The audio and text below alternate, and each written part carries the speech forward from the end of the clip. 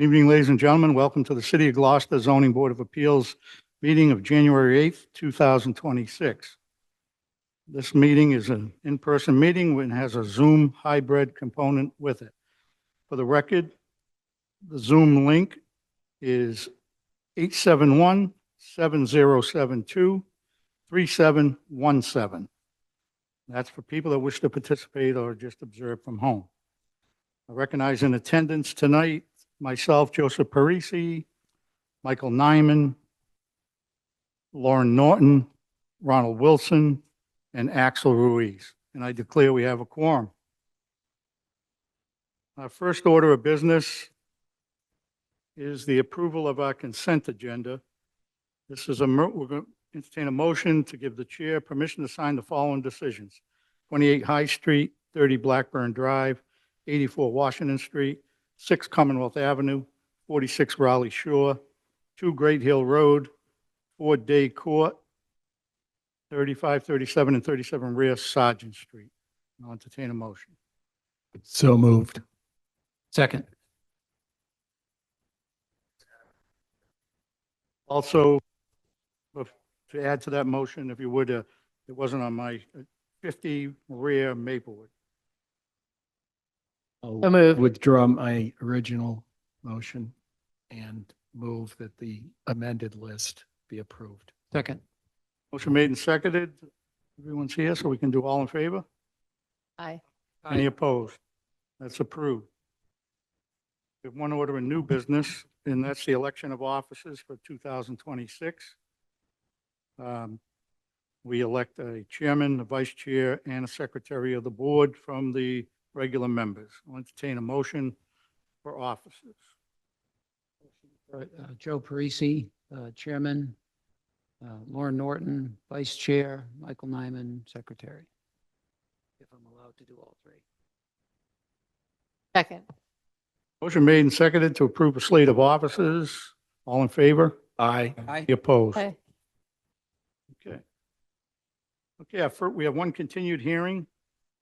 That's the application of Sally Strand seeking to modify the plans of a previous granted special permit of variance at 250 East Main Street, now represented by Attorney Frontiero.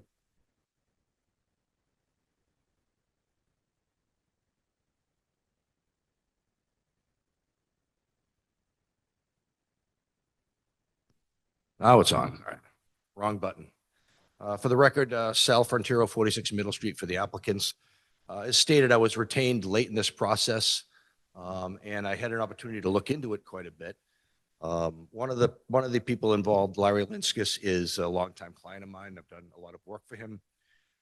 And from what I can see with what happened here is, I want to be clear to the board that there was no flouting of authority intentionally. Everything that was done was, you could certainly maybe say it was negligent, but certainly not intentional. As far as, the architect goes, Mr. Rule, he's familiar with some towns where you, in fact, are allowed to make changes within the cube without going back. And he assumed that here, as far as the dormers go, that was a mistake as to what plans were approved. That, again, had to do with switching architects midstream. Nonetheless, I do think that they should offer something up here, and that is that, regardless of what happens, they're going to change the porch back to a porch, the deck back to a deck, remove that living space altogether. It's my understanding that the dormer, if you want to call it that, on the right side is necessary for headroom in order to get up to the attic. So that's why that was in. Again, they operated on that part, they operated under the assumption it was approved. They did move the entire building back from the road. Originally, it was going to be a, sort of a rehab, not a rebuild. So I think that's a benefit there. I would ask the board to try to judge this on its merits alone. I know it's not an easy thing to do, but again, I wouldn't be standing up here if I thought they did it intentionally. I do think they did it accidentally. Doesn't excuse it, just giving you a reason. Also, it was very out of character for Mr. Linskis to have an outburst like that. I think it stemmed from the fact that his crew wasn't able to work, and he was very frustrated. And I would like to have him apologize. He's here to apologize if the board wants to hear that. I think it's up to you. The owner's already apologized. Okay. All right, great. So again, I think it's an unfortunate situation. I do still think it's an improvement to the neighborhood from what I can see.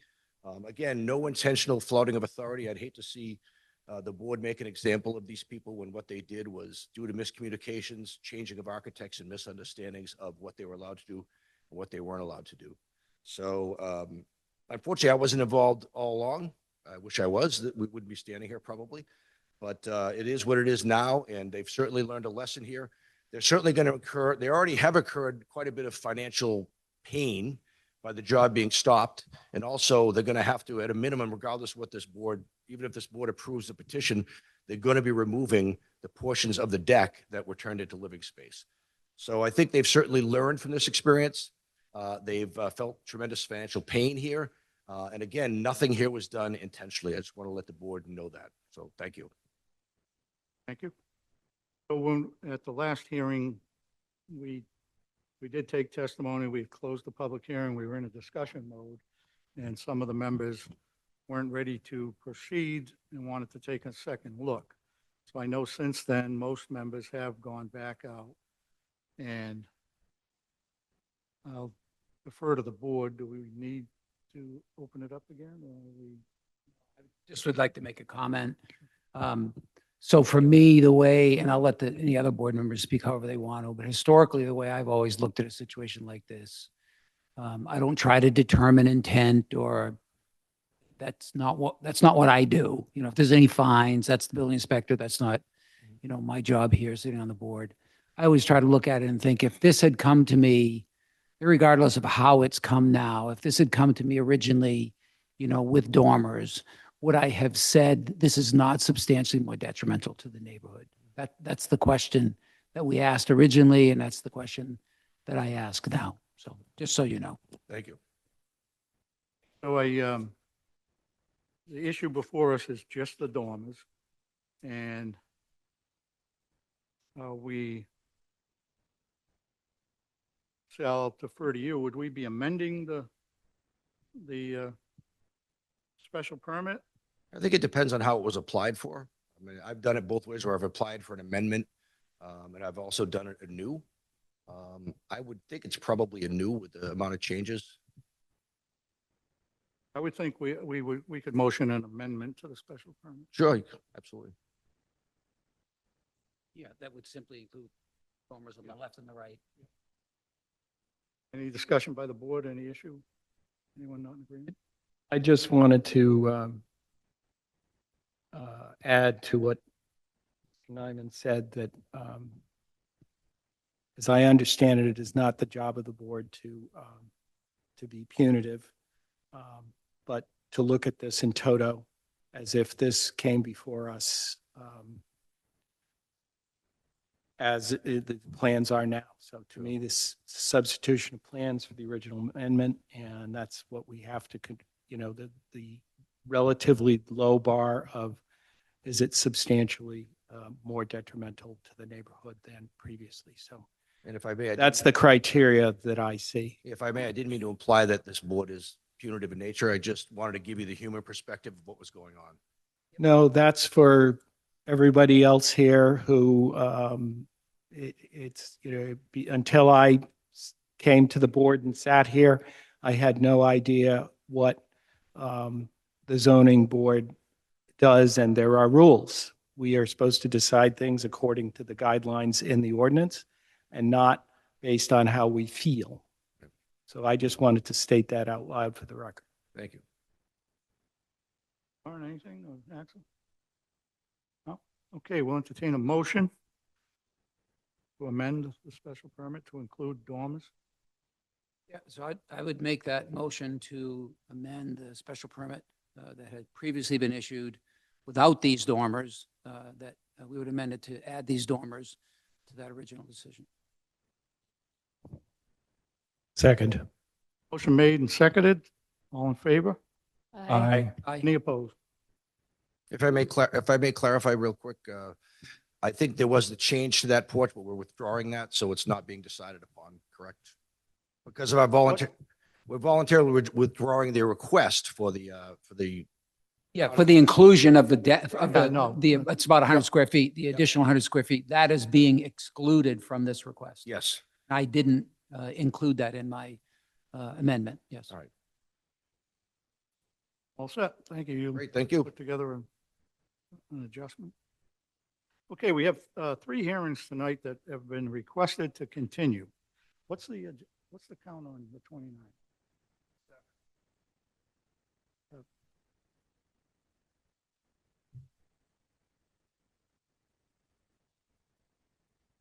Right. The first is the application to rebuild Gloucester LLC was asked us to continue due to conflicts with other meetings in the city tonight. That's with regard to 6810 Orchard Road and 2224 Grapevine. That maybe we can continue to the 29th because I think things are trying to be worked out on that one. So with that, I would entertain a motion to continue that Before hearing we to do that, January 29th. just for my own education, if people showed up to the advertised hearing, there's no way to start the hearing. They would have to come People back that on the would- 20th. The applicant would have to make the presentation first. Before and we they're have a not hearing. here. And we were notified, the office and myself, over the last day and a half on these. Some were confusions, but this one conflict was the case, and there's possibly, I'm hoping there's a negotiated solution, so we should do that. So if we have a motion on that continuance, So I'd move continuance on the application, Rebuild Gloucester LLC, 6810 Orchard Road, 2224 Grapevine Road to the 129 date. Seconded. all in favor? Aye. Any opposed? That one's continued. So are we up against it on, what are we pushing to February?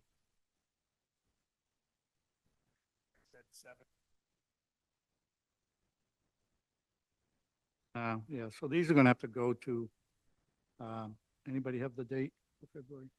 Probably the 12th. 12, okay.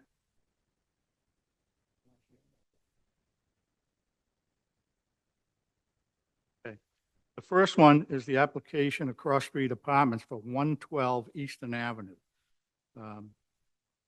We received a request to continue that, and it's going to have to push to February 12th. Need a motion? A move for the application of Cross Street Apartments LLC with respect to 112 Eastern Ave to be continued to the meeting on February 12th, 2026. Second. Made and seconded. All in favor? Aye. Any opposed? Okay, the other one's requesting continuance. I believe Attorney Ellison is here. It was for 44 Vine Street. You want to come forward?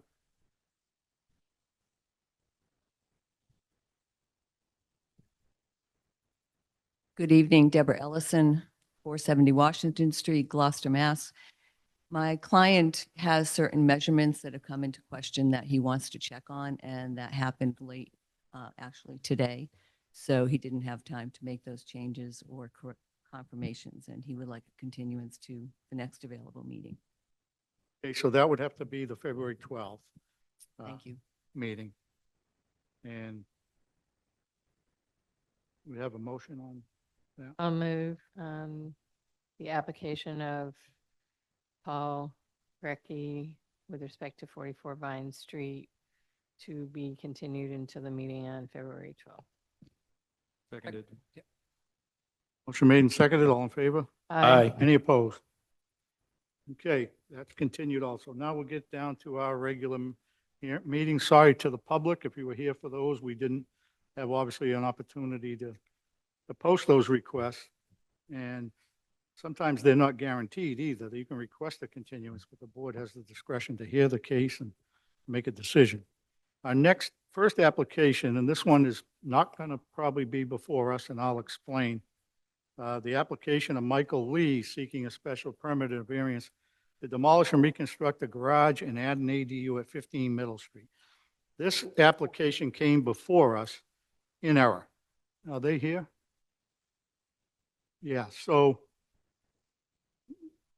the only way you can build an ADU onto a four-family house is by following the state ADU guidelines to the letter.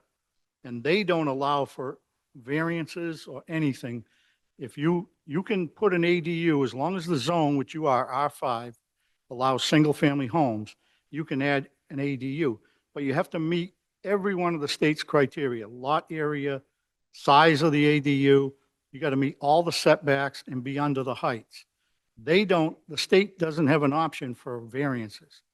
If you met all those criteria, which I think you could do on that lot, just my thoughts after looking at it, you wouldn't even need to come to us. You would be able to be granted a permit directly by the building department if you go the state way. There's two different ordinances. Gloucester has an ADU ordinance. Our ADU ordinance, the reason I say we can't even hear it, only allows us to hear ADUs on one-family homes. That's our rules. So anything that's a multi, no matter where it is or whatever you meet, you couldn't get it from us. There is a third option. You could decide to go before the city council and ask them to allow you to go from a 4 to 5 family with 2 dwellings on one lot. That's a high bar. You'd probably want legal counsel to do that, to even think about doing that, because there'd be a lot of steps to make that happen. So that's kind of what's out there for your options. Go back to the drawing board, meet the state requirements and get it approved automatically, but there's nothing we could do here on this application. So I apologize. That should have been noticed earlier. I met today with legal and we kind of figured it out that was the case. Well, that's a lot of information to take in. I guess the only question I have is the ADU part for me is not as important as being able to rebuild the garage in its current location and put space that's living space above it. I don't know, to be fair, I'm not expert on whether that could be included with one of the existing units and be still called a four. No, because it's a separate building. If it was connected, it could be We part of one of connect- the units. What's that? There is some thought that it could be connected to the first. It's a long distance. Well, no, the deck for the back on the first floor is only a few feet away from the garage. So it could be connected if that was a sufficient. Doesn't the connection have to be an enclosed space? It like does. a Yeah. breezeway or something? Yeah, It you couldn't can't just be just like have a a deck deck. between two buildings, Okay. because then it would be two separate And buildings. and to go to make it living space, if it was an actual unit, we couldn't even hit, that would be city council, 4 to 5. Again, much more things to meet. It's sort of a unique situation. You got a huge lot, you got plenty of room, but we couldn't come up with a way you could do it with the way you've applied, so. Okay, All righty, the office or whatever could give you come talk to you. down the road. All right. Thank you very much. Have a wonderful evening.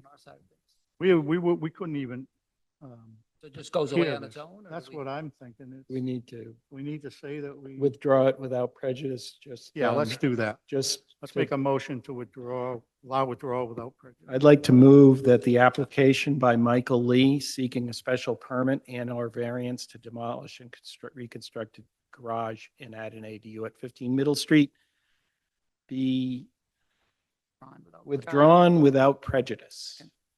Motion made and seconded. All in favor? Aye. Opposed? Okay, that's withdrawn. We're gonna get you a refund too. We're lobbying for you on that. Okay, first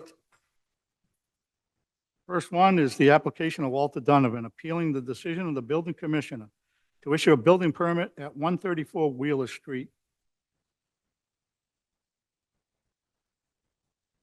Good evening, Liam O'Connell, 27 Congress Street in Salem.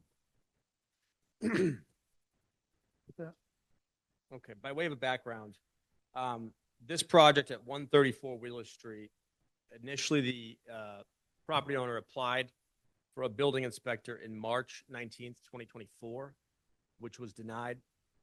And the reason why it was denied was the building inspector stated that a special permit was required under GZO section 1.9 and 3.21. Subsequently, the owner submitted an application to the ZBA for either a special permit or a finding of no increase in nonconformity. And this is back in the spring of 24, later in the spring. It went to a hearing on April 11th, 2024. There was no public hearing. The ZBA they issued a finding of no increase in nonconformity. They didn't touch the special permit. And that there was a 40A appeal after that fact, which was resolved this past summer. And the finding of no increase in nonconformity was filed with the city clerk, the subject finding, on April 25th, 2024, and I provided a copy of that in our package. The decision, the finding, I'll call it the finding just to make sure we're all on the same page. That finding was based on a set of building plans and a site plan. And at the same time, or shortly thereafter, the applicant property owner also submitted a notice of intent to the Gloucester Conservation Commission. That package included several other plans, building plans, site plans, which were different than the plans submitted to the ZBA. That was the basis of the 40A appeal that was filed, because the plans were different, and the plans showed more nonconformity, increased nonconformity, and an additional nonconformity. And in short, that 40A appeal was dismissed this past summer for a couple of reasons. One, the law changed on 40A last summer after the complaint was filed, but before the court ruled on the decision. The law changed on this, and the presumption of standing that an abutter enjoyed previously was modified, and there's no longer a presumption of standing, and it can be more easily rebutted. But essentially, so the court found that Mr. Donovan had no standing, and the main point of that appeal was this new nonconformity, which is the lot coverage issue, and that's why we're back here tonight. And the court didn't rule on that. Specifically, the court said that it's not before the court, because what was before the court was the plans that the ZBA allowed or approved in its finding. And those plans are dated. Site plan is March 5th, and the building plan, March 5th, 2024, and the building plan was February 27th, 2024. The building permit, so after the case was dismissed, the applicant applied for a building permit. And the building inspector issued a permit on October 30th of 2025. And we then appealed that timely, I believe on December 1st or right around then. And the plans that the building inspector approved were not the plans that the ZBA had approved back when it issued its finding. And not only were they different plans, different dates, different plans entirely, they were materially different. And notably, if you look at the initial plan that was allowed by the ZBA back when it issued its finding, when it was approved, the March 5th, 2024 plan, the proposed footprint on that plan stated 4,357 square feet, which was under 30, which the footprint at least was under the 30% lot coverage for that lot. The site plan, which the building inspector approved when it allowed the building permit on October 30th of 2025, had a different footprint, and that footprint was 4,382 feet, which is above 30% of the lot coverage. But it doesn't really, so there's an issue there. On its face, the footprint of the proposed building is larger than what the ZBA had initially approved in its finding, and the footprint alone is above 30% of lot coverage. But on top of that, that's just the footprint. That's not lot coverage. there's other issues to lot coverage here. If you look at the plans that the ZBA approved back in 2024 and the plans which the building inspector relied on in issuing the building permit October 30th of 2025, it doesn't provide any figure to lot coverage. There's no dimensional figure on lot coverage. It just says building, proposed footprint, building footprint. And there's a darker red section, which that indicates that that's the footprint. But there is a lighter red section, which shows overhang, roofing, there's overhead. And that is included in the lot coverage calculation. So it's certainly well above 30%. Additionally, there is a retaining wall on the property, which is 10 feet high. That is a structure under the definition of structure in the Gloucester zoning ordinance. And under the definition of lot coverage in the Gloucester zoning ordinance, all structures are included in lot coverage. That's not included in lot coverage. So there is a lot coverage nonconformity on this project that requires a variance. And that needs to be addressed. On this retaining wall issue, it's a little confusing because the plans that were submitted to the building inspector back in October and were relied on in approving that building permit, they don't show that the applicant is planning on extending that 10-foot retaining wall. The Conservation Commission, the plans that were submitted with the notice of intent to the Conservation Commission do show that. And, I'm not sure, maybe they've decided not to extend that wall, and that could be. But if they are planning on extending that wall, that 10-foot wall will be extended all the way across the property and up towards Wheeler Street. And there's no building permit associated with that. It wasn't part of their plans.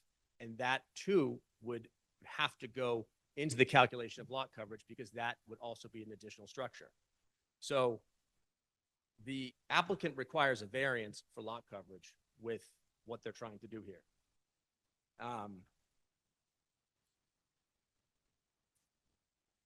Because they're above 30%. Secondly, the applicant requires a special permit. This is not a situation where someone is tearing down a prior existing non-conforming structure and replacing it on the same footprint. This is an entirely new reconstruction.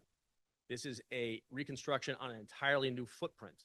And under the Gloucester zoning order in section 2.4.3, that requires a special permit because it's a reconstruction, not just a finding. So the building inspector's permit that was issued on October 30th should be revoked, and the applicant should be compelled to not only seek a variance, but also a special permit under 2.4.3. I said a lot right there. Help me to understand that argument just a little bit more on the 2.4.3. Yeah. So are they increasing the nonconformity? Well, there's a new nonconformity in lot coverage, which would be the variance. There is my reading of 2.4.3 says that it's when you are reconstructing this, when you do a reconstruction, you need a special permit, not just a finding. But unless we find it's not an increase in non-conformity, which is what we did. It's a two-part process. That's the first question. Does Okay. it increase the nonconformity? An We existing nonconformity? we ruled it didn't increase the non-conformity. Right. And I think, unfortunately, back in the spring of 24, because it was just a finding, there was no special permit, there was no public hearing. So none of this could be addressed to you. And the reality is that plan shows a new nonconformity. So there is an increase to the nonconforming nature because there's a new nonconformity in lot coverage. So it would require a variance and a special permit because of that new nonconformity. If there was an increase in nonconformity, it would only require the special permit under 2.4.5. But a new nonconformity on a prior existing nonconforming structure. There isn't a new nonconformity, it's approved automatically. That's what we ruled. But if it had an additional nonconformity, it would still, there's no variance, it would still just be a special permit. If it's a new nonconformity, it would require a variance.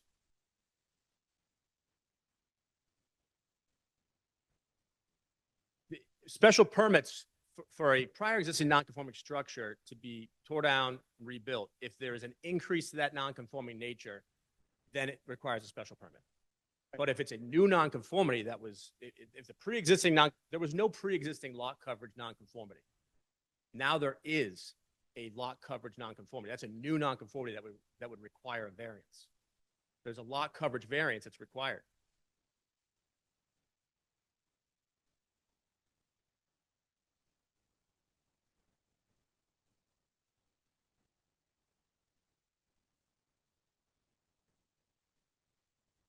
So the pre-existing structure was in conformity to the lot coverage? Yes, the Do we existing, have that data? the existing structure did not have a lot coverage nonconformity. It was conforming as to lot coverage. There were two nonconformities on the pre-existing structure, front yard setback and left yard setback. Right. We did, and that was presented to us, and we determined that it was not an increase in non-conformity. Right, and you issued the finding. Yeah. And the plans that were approved then showed a new nonconformity, but it wasn't very clear. How do we know Because, that? Because we didn't stamp it. sorry, say that again? Where did you see that plan? That plan is identified in the finding. No decision written. There was a finding. There was a finding. It wasn't a written Right, decision. It was a finding of finding no that was increase signed in by the ZBA. non-conformity. And plans were identified by date in that finding. The sign. The plans were approved in the finding process. I don't know if they were signed or not, but the site plan that was provided in the application back in the spring of 2024, that was approved by the finding.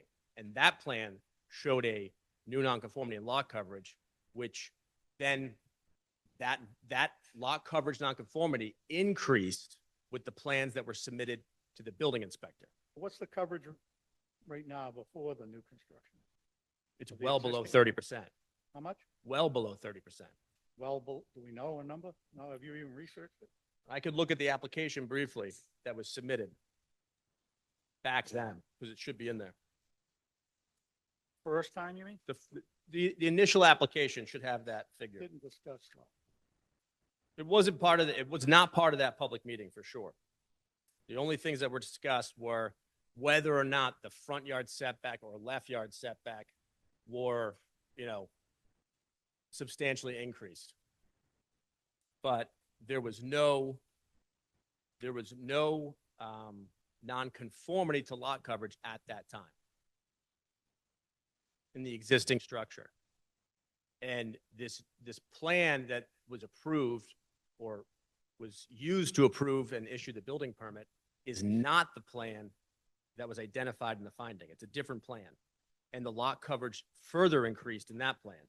And the footprint alone on that new plan shows that it's above 30%. And that doesn't, Can you tell me what you calculated for a percentage? it's, the footprint alone is 30.7%. And when you add in the other aspects, the structure, the retaining walls and the other aspects to the structure, the pink areas that are not part of the footprint, that are covered and should be in the lot coverage calculus, it's Okay, so to follow your logic, Mhm. you contend that the 4,357 feet is only the dark pink. correct. It doesn't include whatever the light pink is. And that's why it's called. But 4,357 divided by 14,539 is 30.1%. That, I think you're. So, saying- so I mixing have, up a couple- I have no reason to agree with you on your calculation. This represents that the proposed footprint is 4,357 feet. If you can't tell me what it is, No, the proposed footprint. what you think it is, Proposed footprint on the initial Right. plan was 4,357. The proposed footprint on the plan that the building inspector approved when the permit was issued was 4,382. It increased. We don't have that plan in front of us, do we? Well, so I guess, let me see if I can bring a Can I little just clarity. Close my Yeah, thought go ahead. here. All right. 4,357 gets you 29.96%. Correct. 4382 gets you 30.1%. Correct. So we're talking about less, substantially less than 1%, less than a rounding error. That's the footprint. That's not lot coverage. Yeah, That's just the footprint. overhangs don't, the things you mentioned don't count. The definition of lot coverage includes any overhang. It includes any structure, which includes a retaining wall over 6 feet. So all those structural elements go to lot. Lot coverage was never calculated in any of these proceedings by the applicant, just the footprint. Do we have precedent on retaining wall treatment? Well, the retaining wall, I don't. The idea of it being a structure applies to if it's over a certain height, it requires an engineered plan of the retaining wall for safety. Doesn't, so you'd be calculating the 1 foot wide by how long you'd be at. I mean, we're talking about some real minimal things here. But I will grant one thing. The application originally was for finding of a determination that there is no increase in existing nonconformities. You're right, existing. Now, if, when they went to get the permit, they are over the lot coverage, and that would be something the building department would have to determine. Then I think you would be right. They'd have to come back to us for a special permit for an increase in nonconformity. Well, That's it. I mean, it's a variance. But my point is, if it's 1%, and I'm not speaking for everybody, we're going to grant it. And I know we've had a long history up there of appeals and appeals on the left side, on the right side, everybody that tries to build around this same applicant that you're representing, we end up in 2-3 year court, and in the end, it gets approved. Well, the GZO, the definitions and the language in the GZO either mean something or they don't. All right. And I'm just telling you. and that's Yes, that's the board's job. no, I get you. Definition of structure. We've been dealing with this whole structure definition thing's been going around. We got lawyers telling us that a flagpole's a structure. Well, listen, I think that I didn't say that, but from the GZO, And if they do make that determination, your client's going to have to take his pole down too, because it didn't meet any of the setbacks. oh, I don't know where the flagpole thing's coming in. I I don't think know. it's relevant here. But in the GZO, structure is defined as anything constructed or erected, the use of which requires a fixed location on the ground or attachment to something located on the ground. Structures include buildings, mobile homes, billboards, fences that exceed 6 feet in height, swimming pools, tanks, or the like, or part thereof. Boundary walls and fences not exceeding 6 feet in height are not considered to be structures. So a boundary wall, a wall that exceeds 6 feet in height is a structure under the Calling GZO. retaining wall on the back, because the land slopes, you're calling that a boundary wall? It's a wall. It's not a boundary. If a fence is if a fence that The exceeds whole 6 feet is a fence structure, idea and boundary wall come in because they're on the property line. part of that retaining wall is on the property Retaining line. wall in the middle of the backyard holding the land But if you is look at not a that- boundary wall. if you look at that wall, half of it is on the boundary.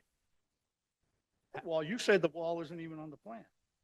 You think they're going to build a wall. The wall is on I'm talking about the existing wall that's there right now. That's on the plan.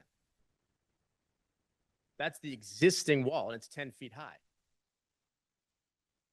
And the definition of lot coverage includes all structures and all, the percentage of lot area covered by structures of any kind or otherwise roofed. Lot area covered by structures. I think the retaining wall is attached to the ground or is just sitting on it? We could play this game all night. Yeah, I don't think it's helpful. I mean, the bottom line is, Well, you say it, you read the definition, attached to the ground. Mhm. I don't think the retaining wall is attached to the ground. Well, gravity attached. well, it's the same thing as a foundation. The foundation's sitting there too. You're not gluing it to soil. I mean, the bottom line is this lot coverage, there's an obvious lot coverage nonconformity there. And it's the GZO either means something or it doesn't. I think I understand what you're saying. Thank you. Yeah, and I would like to just mention one thing quickly. I didn't receive the letter which was submitted by the applicant's counsel. It wasn't sent to me or CC'd or served on me, but I did find it today in the file. And, you know, aside from a 4-page attack on me personally, there's nothing in there substantive to address the nonconformity issue. So, okay. On Monday? Put it online. Yeah. I saw it online. I didn't get it personally. No one gave it to me. Okay, Thank you. thank you. Thank you. What do you say? Open it up and then see where we want to go. All right, I guess we'll take testimony. Anyone that would like to speak in favor of overturning the building commissioner's decision? And please come forward and speak. Rob, did you want to speak at all? No? Okay. Anyone defending it? Anyone in opposition to the overturning of the building commissioner's decision, please come forward.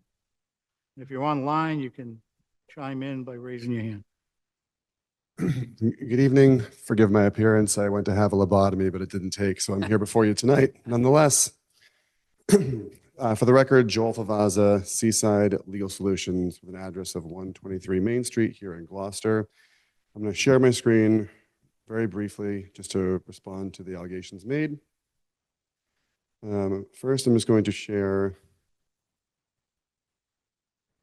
quick plan comparison.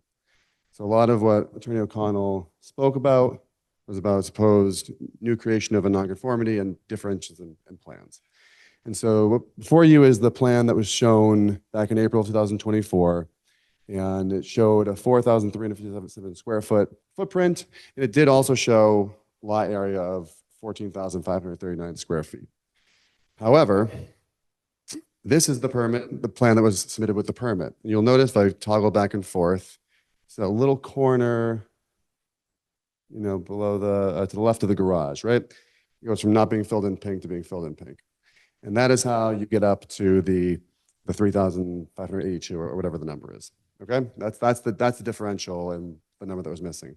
However, not only was the 4,357 square feet figure in 2024 short, the lot area figure was short also. And we detected that during the Conservation Commission process. 14,539 square feet represents the upland only, basically from the street to mean high water. As this board is very much aware, owners, unless the deed says otherwise, on the water own to mean low water. So if you measure it like this, yeah, we're in the 14.6, 14.5 area. However, this is the actual lot. And this is north of 17,000 square feet. So 30% lot coverage is roughly 5,200 square feet. Now I'm gonna take my screen down for 1 second, just switch an application and bring it right back up.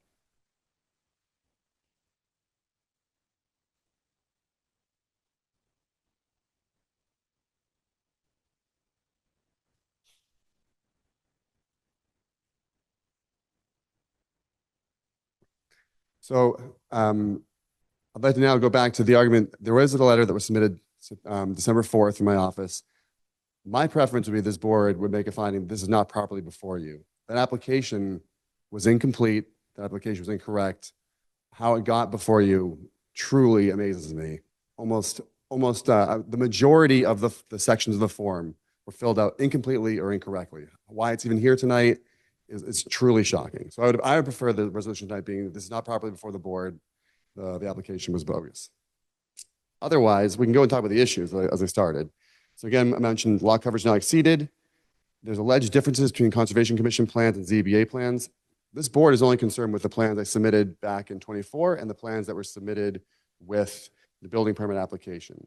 If someone's concerned about what the Conservation Commission saw, that was for the conservation agent to raise during the building permit review process. Conservation signed off on the plan set. Conservation Department has determined the plans that submitted to Mr. Vicari's office matches the plans that were approved by the Conservation Commission. There's an issue about walls. Two issues here. One is that so far, the only walls that have been permitted have been the foundation walls and the rebuild of the seawall. The only building permits issued so far for the rebuild of the seawall and the foundation. We do not have the full building permit plan issued. And then the additional walls that are proposed, as we'll talk about in a second, do not require a permit to begin with. And then the last one is about whether or not a special permit was needed, and I'll touch that. So again, as I just mentioned on that last little comparison, we are well below the 30% allowance because the lot area is actually north of 17,500 square feet. So even if you wanted to use Attorney O'Connell's argument that the existing retaining wall, the portions that exceed 6 feet, count towards square footage for lot coverage. If you want to, there's an existing shed that's in this. If you want to add all that in, that's fine. We're still underneath the 30% lot coverage. So there is no new nonconformity created by this project. Secondly, just to touch upon something that was stated a moment ago, the number that was shown to you, the differential, like the dark pink and the light pink, the totality of that, the 4357 that was shown to you then, the 4358 or whatever it is that's being shown to you now, includes all of that. We didn't, exclude decks. We didn't not count things that didn't have a roof. All of that was included. They were just shown in two different colors because they were two different types of construction. So we're not over lot coverage. Even if you want to calculate every little thing you can find on that thing as a piece of lot coverage, we're underneath the 5250 square foot. We have almost 1,000 square feet to play with. Issue two, these walls. So again, we've only done the seawall and the foundation wall, but I just want to, get this out there to get this, hopefully closed. The yellow wall shown, it says 10-foot high stone wall. That exists today. It was built, I think, when they were putting the pool in. The blue is the extended granite wall that was shown to the conservation. The reason it was shown to the Conservation Commission is because they care about things like impervious surface, and there were granite retaining walls and impervious surface. You only care about walls, or are only supposed to care about walls, if they meet the definition for a structure. And so you'll notice the elevations I have highlighted. You'll see that the elevation on the ground is between 16 and 18, and top of wall is 17.8. As you come along the side, the top of the wall is basically right along with the elevations being proposed. This is a very short wall that's just being built to stabilize the soil and create a path that allows you to come down with the plantings on the right-hand side. So the reason that this was not presented to the zoning board is these are not structures under the zoning ordinance and do not count toward lot coverage. So there's no permit necessary, and therefore no permit was granted for any of these walls that will be constructed going forward. It did need Conservation Commission approval, so the Conservation Commission did address those. And then the last issue, again, was whether a special permit is needed or a variance. So again, Attorney O'Connell focuses on 243, and I think he also mentions 245. It doesn't really matter because what we are here under is 244, which very clearly says that a permit under 243 and 245 springs from 243 shall not be required to reconstruct if such work will not increase the nonconforming nature of said residence, and that mirrors the language of the state ordinance. So again, this whole talk about, oh, you need a special permit, you need the 245 permit, you tore the whole thing down. 245 springs from 243. 244 gets us out of both of those because the reconstruction is not creating any increase to any existing nonconformity. And as I explained a moment ago, is not creating any new nonconformity. So you were right in 2024 to make the finding. Mr. Vicari was right to issue the building permit. Nothing substantial has changed. No new nonconformities are created. And I would, again, if the board is unwilling to simply kick this out saying this is an incomplete application, I would appreciate a vote stating that you're going to uphold the building inspector's issuance of the building permit. Thank you. Thank you. Anyone else wishing to speak against the overturning of the building commissioner's decision? Anyone online? No. Hearing none, we'll close the public hearing. Discussion by the board. Oh, you have an opportunity for rebuttal. I'm sorry. Thank you. Thank you. Briefly on two things. On the application, 40A is very clear. The application is to be submitted to the city clerk within 30 days. The application form that is used, I filled it out with the building inspector at the building inspector's office, and there is no section there to fill out any information if you're appealing a building permit. It's a special permit variance application. So, the idea that the application was insufficient, there is no application for a building permit appeal. So, and I know that's something that probably will be addressed by the new building inspector. Secondly, on the definition of lot and lot coverage, the idea that the size of the lot and should be included down to mean low water, that is not the definition of lot in the zoning ordinance. Only a certain portion of that can be wetlands. And that has not been identified here. That's why typically you see people go to mean high water, and that's why the applicant used mean high water, because they avoided the wetlands. And if you use the mean high water lot as the lot size, they need a variance, or they need more further relief because they're above the lot coverage percentage. On the structural elements of the home, the proposed home, and the other structures, including the retaining wall and the parts of the structure that are that have a covering, that have an overhang, that goes to lot coverage. So I believe that further relief is necessary. Thank you. Question?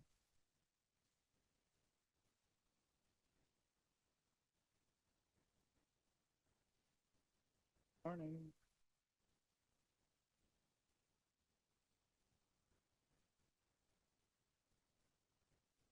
It is,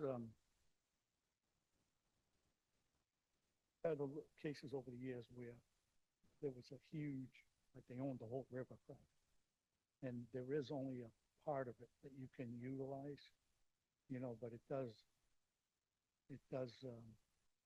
have to do with the tide. I'm sorry.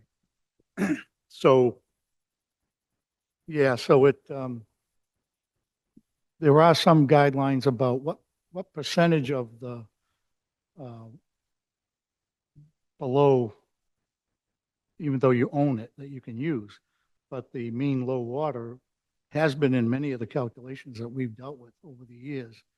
I recall the camp down on Little River and other ones that we've had over the years, that gets counted. So now in some cases, those people owned clear across the river, but you couldn't count it past the mean low water into your calculation. So I think Attorney Fabaz is correct.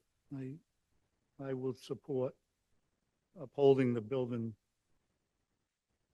commissioner's decision to issue the permit. I think the hearing we had, we did spend a lot of time making sure there was not an increase. I recall when they were showing the plans, just kind of refreshed my memory about that little gray triangle that they pulled back so that we could maintain. And, with the Diedrich decision, a lot of that come into play. And they maintained those lines. So I think we did determine that there was not an increase and that we didn't need to issue a special permit. So that's what I'm thinking. I'd just like to ask the building inspector, which if the plans that were represented to us with the little extra pink thing was what he saw when the building application went in. We're talking about something, I want to know which one. And I is understand. which. So the building permit that they applied for has nothing to do with the structure. It is literally a foundation permit and a retaining wall. That's it. It has nothing to do with the actual building. Nothing. They haven't even applied for that yet. They wanted to get in and be able to, because they have to be able to get in and tear the wall down, tear the building down, which I got a demo permit for. Then they wanted to do a foundation and seawall permit so they could get the machines in there before the building was built to be able to get at the wall, to be able to repair what needed to be repaired and redo the other stuff. So they haven't even pulled an actual building permit to build the structure yet. That hasn't even come before us yet. So what's the last plan that you saw? The one when they had the hearing before the zoning One board? that's on the permit, I don't really look at it because it's not what it's for. It's literally, it's great that it's there. The only thing I cared about were the structural plans to do with the foundation walls and the seawall. Everything else that's on that building permit means absolutely nothing to us because it's a foundation only permit. Thank you. This seems without merit. the application. No one else has anything to say. We'll entertain a motion. Um, The motion will be positive to uphold the decision. Mhm. A yes vote no, the motion would be positive to allow the appeal. A yes vote would allow the appeal of the decision. A no vote would support the building commissioner's decision. It's I'd gonna be like a to positive. move that we vote on the applicant Walter Donovan's appeal of the decision of the building commissioner to issue a building permit at 134 Wheeler Street. So you're moving approval of that. Yes. Being approved. I would second the. We have a The motion decision. to uphold the appeal of the building commission's decision to issue a permit. It's been seconded. Roll call vote.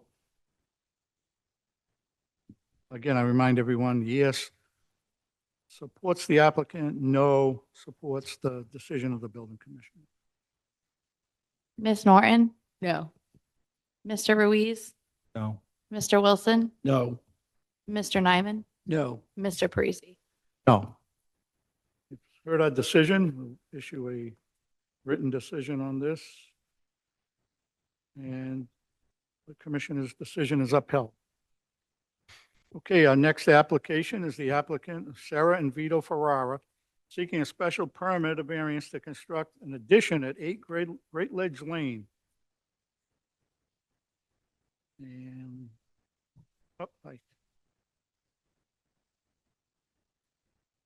Good evening. My name is Joe Taormina, Taormina Architects. I'm located at 10B Riverview Way in Gloucester. I'm representing or working with Sarah and Vito Ferrara at 8 Great Ledge Lane. So the house is a two-family structure, 40 district, and the Ferraras are seeking side yard variance and a special permit to alter and expand a non-conforming building.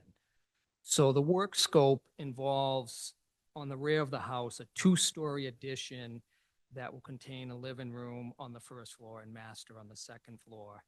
And then the second part of the work scope is replacing a deck, which is part of Unit 2 off the right side of the house. Unit 2 is above the existing garage.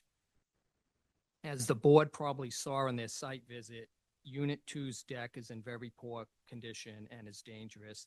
This deck is the entrance and egress, as well as the exterior living space for this Unit 2. So the Ferraras would like to add an additional garage bay so that they can be able to park an automobile inside. They have two existing bays and they're just not deep enough to park in there because there's a stairway at the rear of the garages. That's also the second means of egress for the Unit 2 above.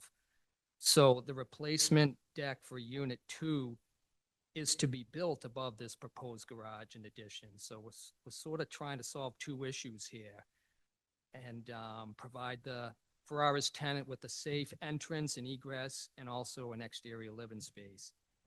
This proposed addition will be narrow at only 10 feet, 2 inches wide, and it's only 15.5 inches wider than the existing deck is. So we feel the additional minimal encroachment into the side yard setback will not harm the public good nor undercut the Gloucester zoning ordinance. Regarding the special permit, the additional 15.5 inches in width there will not be substantially more detrimental to the neighborhood than the existing structure or use already is. Unit 2 will become a more desirable living space to gain that deck. Nothing else really changes. You know, the style of the addition will be in keeping with the other buildings in the neighborhood. And for those reasons, we ask that you grant the relief. Thank you.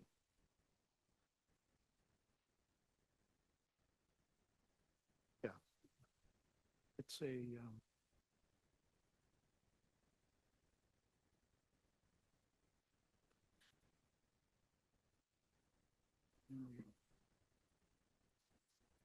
talking about side yard setback variance.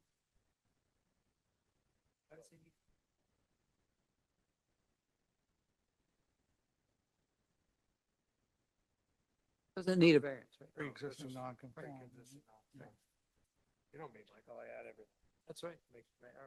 Okay. Questions by the board at this moment of the applicant?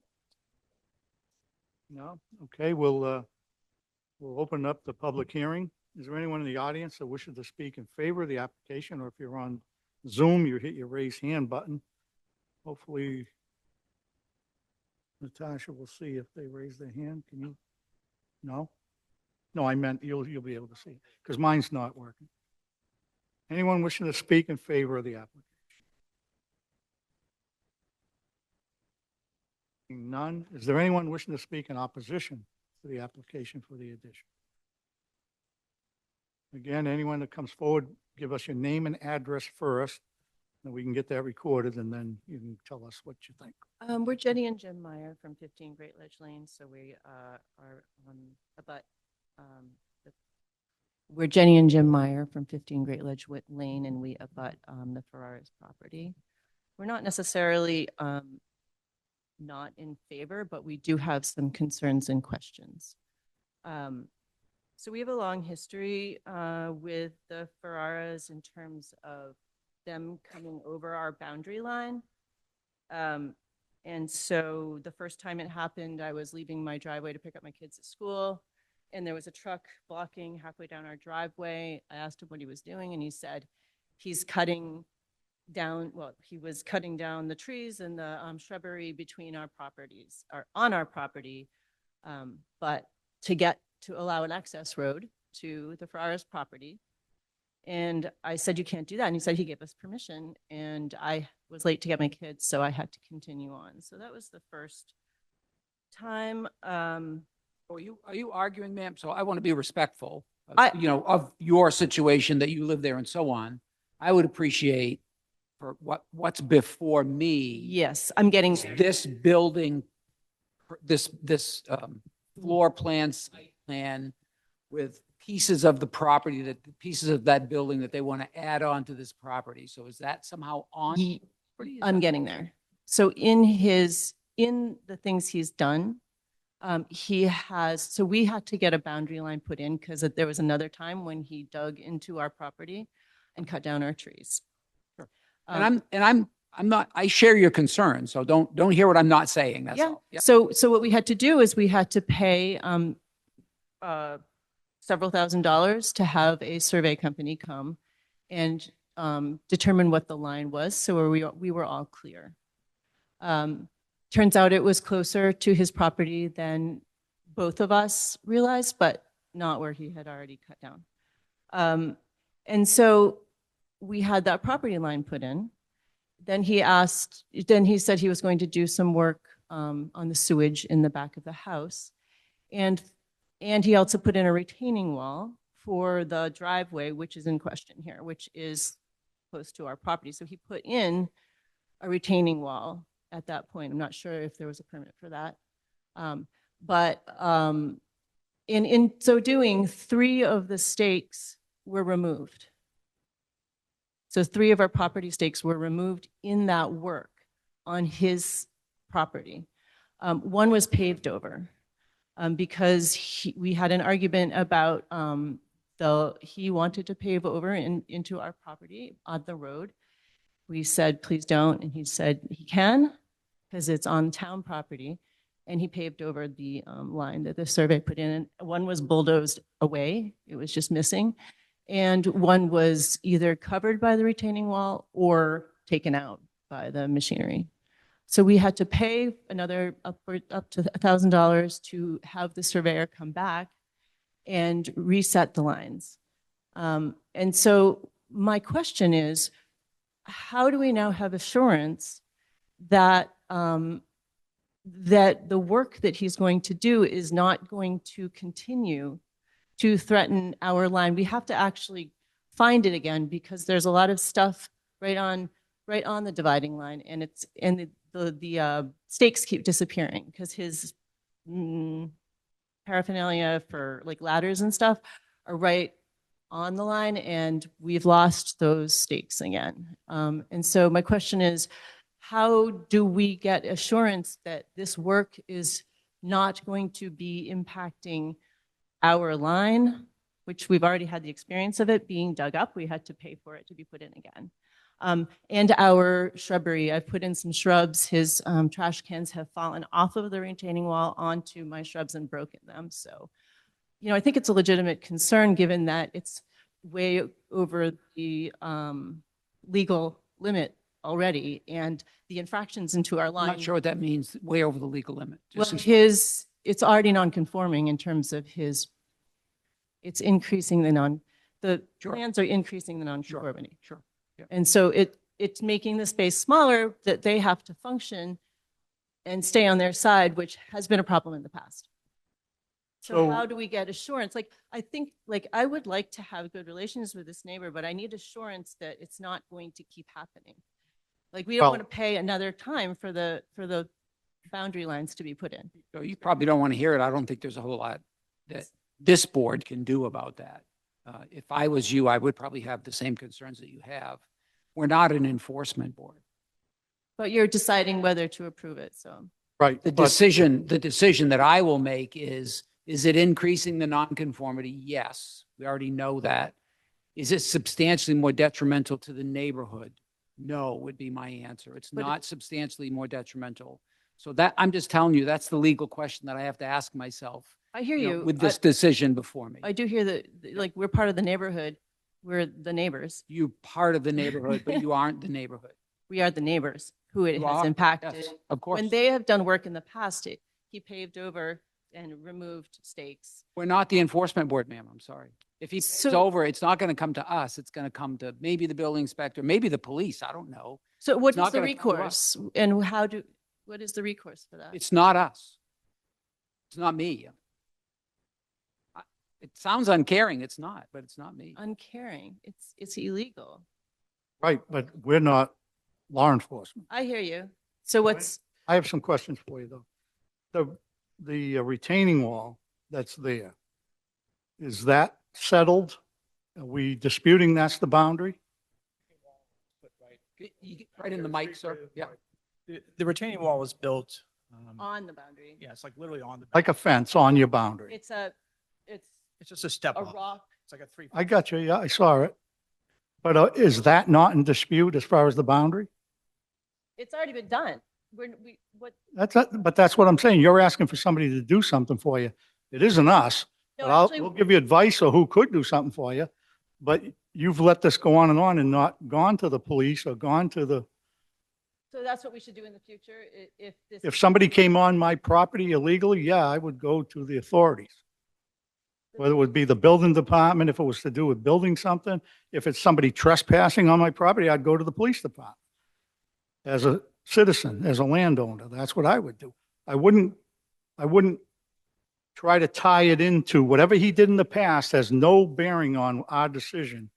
All we're looking at is this addition, this 10-foot addition.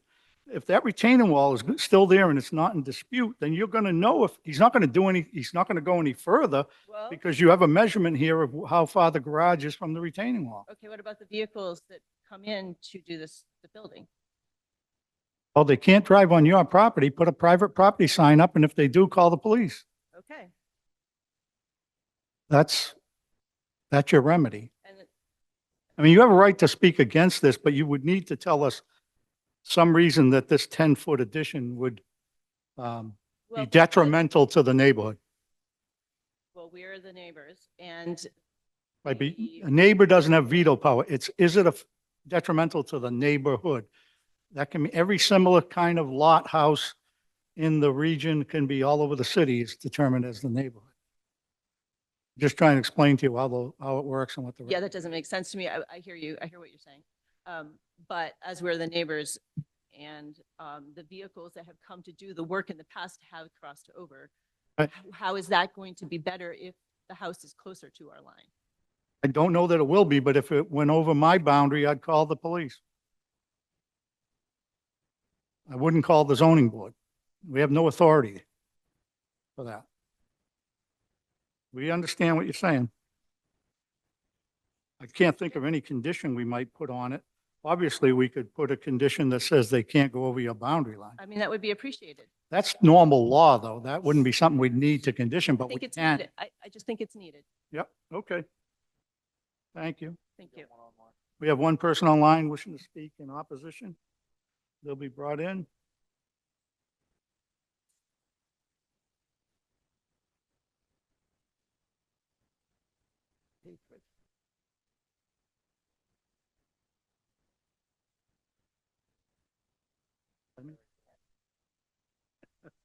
Palmachi, can we hear you? Hello? Yes, go ahead. I just want to say that I have been listening to almost this entire Please. meeting. Name and address first. You have to state I'm it. sorry, Beverly Palmachi, 8 Commonwealth Avenue. I happen to be out of state, so I'm watching on Zoom, listening on my computer, and I've probably heard 10% of what's being said. Every now and then, someone will speak into the microphone and we can hear them beautifully, and then the other 90% is lost. And it's very frustrating. It happens meeting after meeting. It's just such a common occurrence, but I'm just calling to say it because it's very frustrating. The gentleman with the We've pink heard that shirt- repeatedly. What? We've heard that several times, and we try to remind everybody to speak. I know, but it doesn't happen. Oh, I know, but we can't tell from here. I know, Unless but somebody- if you make an effort, like the gentleman in the pink shirt does, to pull that microphone in front of him and speak into it, you can hear everything he says. And the lady who was understand. just there, why have the meetings if we can't hear it? It's just very frustrating. That's why I was Thank calling. you. Thank you very Thanks for much. pointing it out. And like I say, we've heard it before and we've addressed it with the city about the system and that it should be picking up everything. But I don't think they're going to buy a new system. Well, I don't think so either. So therefore, if everyone makes an effort to bring that microphone in front of them, like the gentleman with the pink shirt does, we can hear you. Jane Remsen does at her meetings. You can always hear her. So Okay. it can be done with some effort. Thanks for letting us know. Thank you. Anyone else wishing to speak in opposition?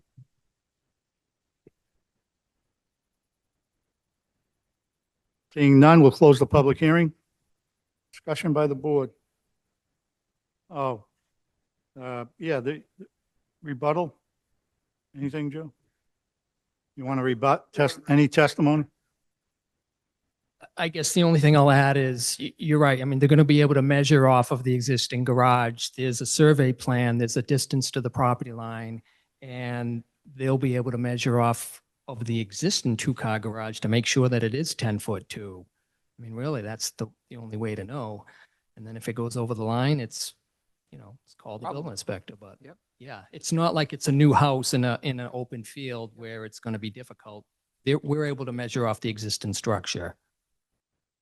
Right, yeah, it'll be, I mean, obviously, if the builders went over where the 10-foot two, that would be something for the building commissioner.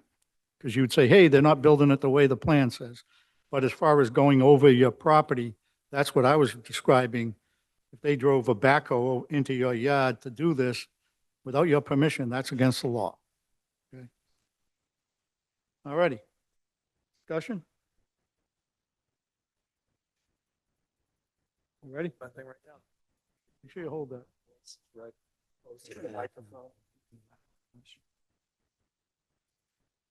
On the application of Sarah and Vito for our seeking special permit to alter and expand a non-conforming structure.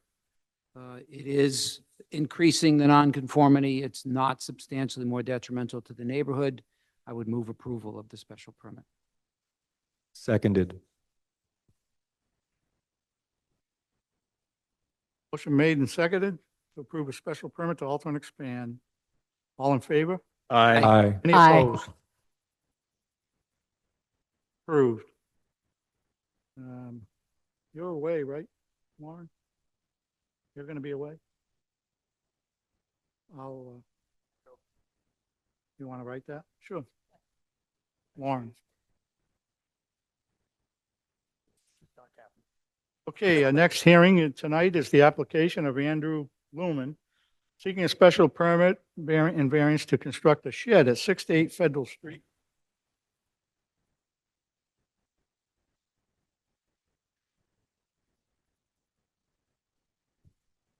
Good evening. We'll get your name and address first. Andrew Lumen, 8 Federal Street. It's actually 6 and 8 Federal Street. There's 2 addresses for the same building. Do you want her name and address too? You don't have to unless she wants to talk. Hi. Hi. There you go. Okay, go ahead. Tell us about your project. So we would like to build a shed in our backyard, and we are asking for relief. I think it is, I don't have it in front of me, but I believe it's 3 feet to be 2.5 within the distance that's normally allowed over there, just because we don't want to be in the middle of the yard. If we put it in the middle, we wouldn't be able to use our driveway still. The main reason we want this shed is because as we're getting older, it's harder for us to get into our basement. Our basement has a very small, like hidey hole kind of door, and that's where all our tools are. And we have to climb kind of down to get the wheelbarrow. I could act it out, but it would look really awkward right here. But to get it through, it takes a lot to make it happy. The person's at the other end, and we have to drop it down 4 feet to get into there each winter. And all of our tools do that every year. So we want a place where we can put things on the main floor, snow shovels, all that kind of stuff, and be able to house those things seasonally, year round, I mean. So that's the main reason we're asking for this, and we need that relief to make that happen. Thank you. To the people behind you or next to you? I did. I spoke to all of them, and they are ready to write letters in favor of this if we wanted. She said, I'm willing to do that. I said, I don't know if that's helpful right now, but I'm happy to. She said, let me know if you want me to do that. That's my direct neighbor in the back.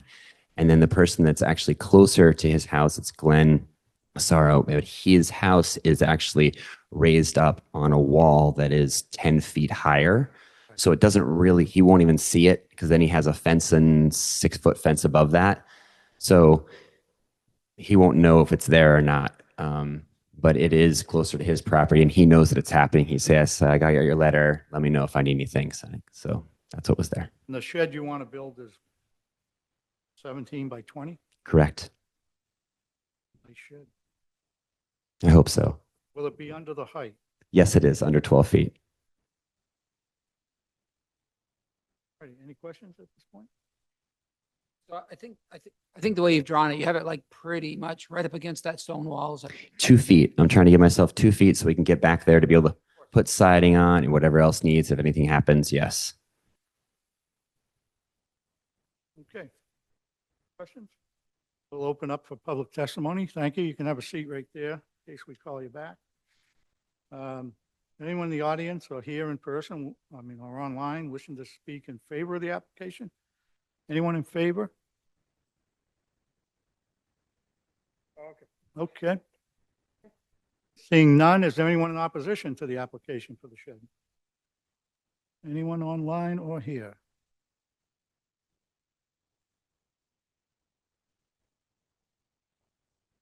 Seeing nobody, close public testimony and discussion by the board. I'll just start off by saying I'm a big believer in sheds, and I believe they ought to be in that back corner. Way you're putting it, it's perfect, not going to bother anybody against the wall. It just makes total sense that we would give you the relief required to make that happen. Again, 20 by 17, you're going to be hard, yeah, you're going to be hard pressed. You got to make sure you keep it under the 12, because if it was going to go over, you'd have to tell us and we'll give you a different permit. But so that's cool. Anyone else have anything you want to add, or are we ready? no, and it's a long, narrow lot, tapers in the back. So you got the issue with the shape of the lot. So. Can we condition this on the young lady always putting her bike away in the shed? Yeah, I don't think we can. We can do neighborhood parenting, no. Enough to do Okay, parenting. if nobody else has anything, I'll entertain a motion on this application for, Variance for left side, is that what it is? yeah, what about the rear? Is the rear? I think he's got plenty of room in the rear, right? You don't need any, plenty of room in, yeah, it's just the left side. Yeah. Plenty of relief everywhere else. It's just that one side. Correct. It's 3 feet. Right? Or would just be a variance? Then, right? Yes. For side yard setback. So I can make that. On the application of Andrew Lumen, seeking a left side variance of 3 feet to construct a shed at 6 to 8 Federal Street. I would move approval of that variance. I also believe that's where sheds belong. And I do think you have a long, narrow lot that tapers in the back. So I'd move approval of that variance. Will you amend it for safety to say 3.5 feet? Because that was what was Yes, on the. 3.5 feet on the left side variance. Thank you. Seconded. Motion made and seconded to a variance for the left side setback. All in favor? Aye. Aye. Opposed? It's approved. Yeah, all right. You're good. Say thank you. Thank you. You'll hear from us. You'll get a decision and instructions. Thank you so much. All right. Last hearing of the night. The application of Gloucester, Maine LLC seeking a special permit of variance to construct a mixed-use building at 150 Main Street. You want the full set?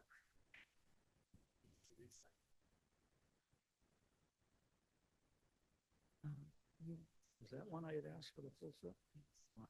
Oh, okay.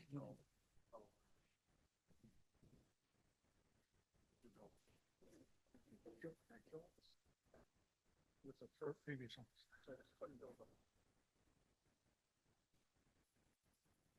I'm sorry, What's it's that? getting organized. Okay, we'll recognize Attorney Ellison.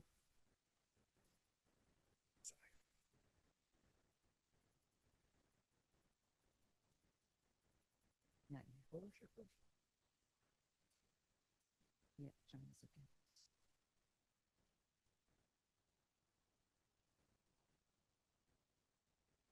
Right, everyone.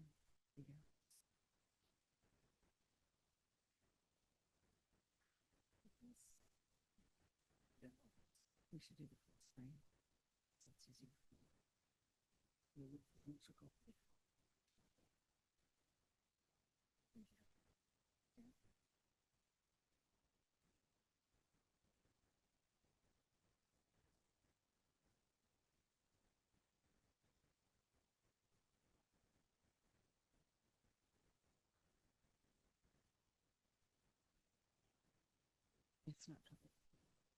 a little bit.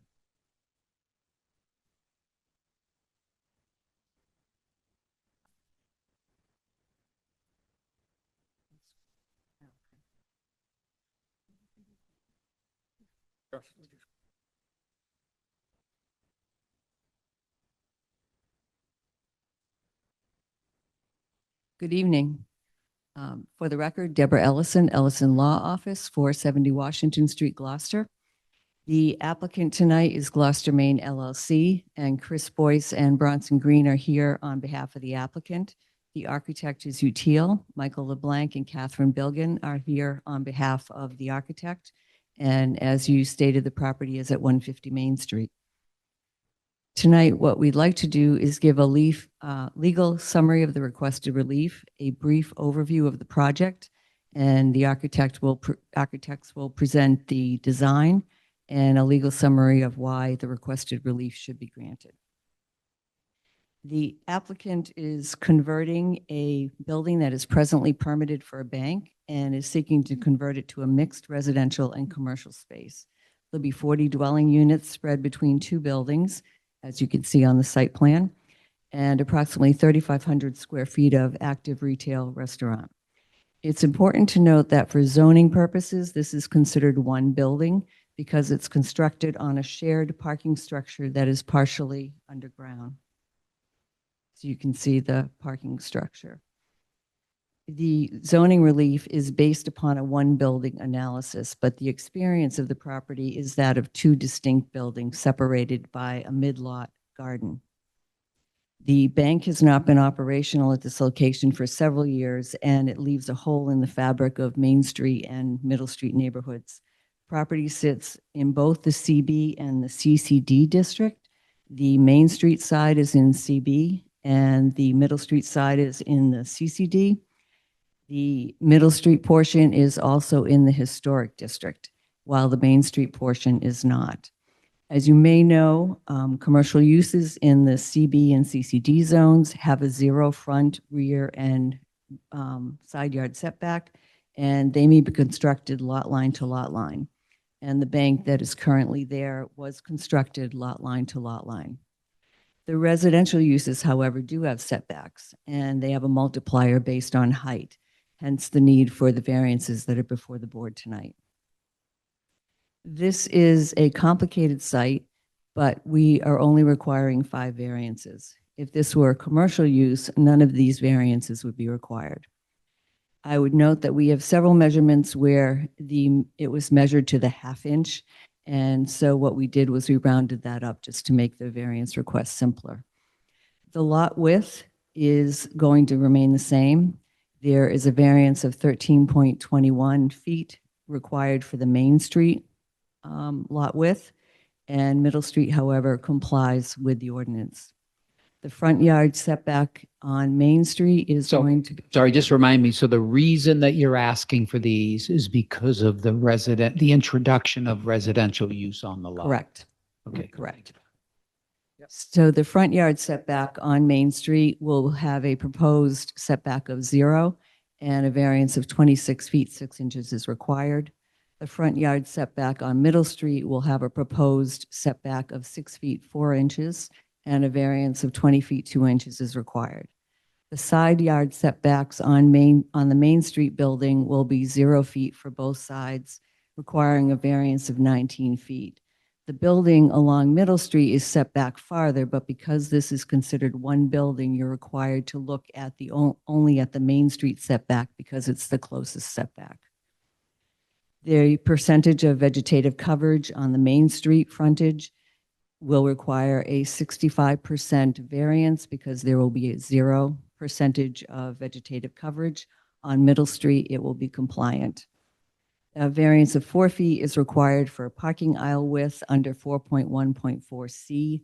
It's slightly narrower in one portion of the parking garage which is directly across from the elevator. And there will only be one line of cars parked there, 4 cars that will be backing in and out.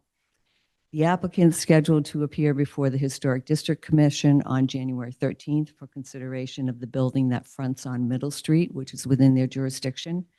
And we will be seeking special permits from the City Council for height, multifamily, conversion, and lot area and open space per unit.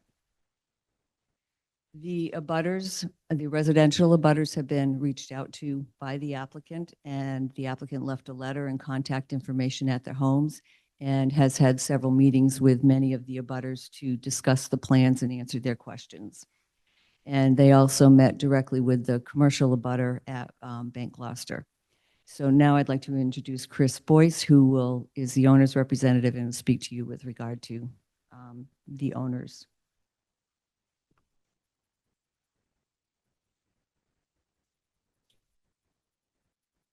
Thank you, Deb.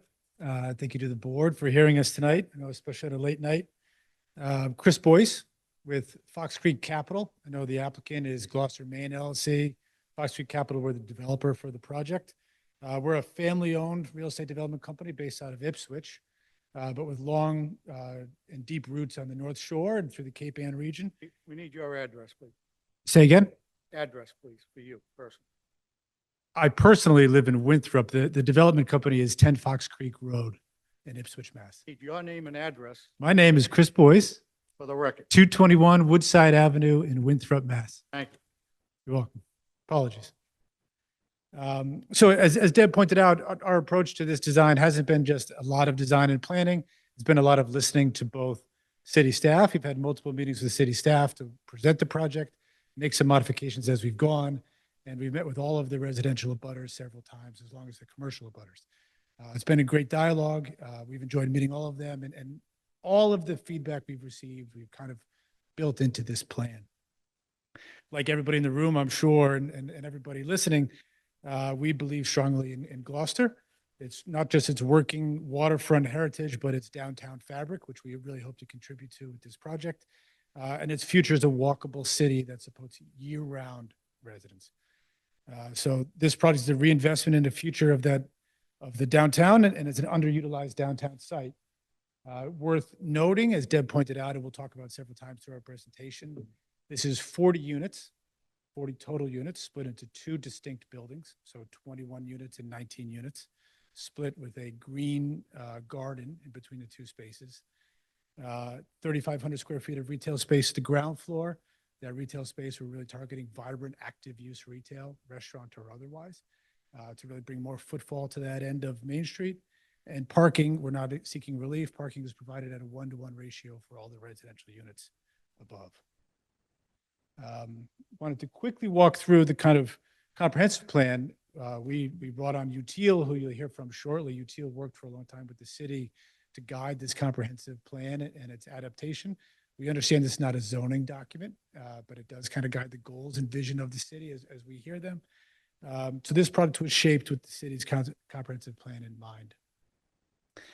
At its core, it supports the plan's goals around downtown reinvestment, mixed-use development, and adding in housing in locations that are served by already existing infrastructure.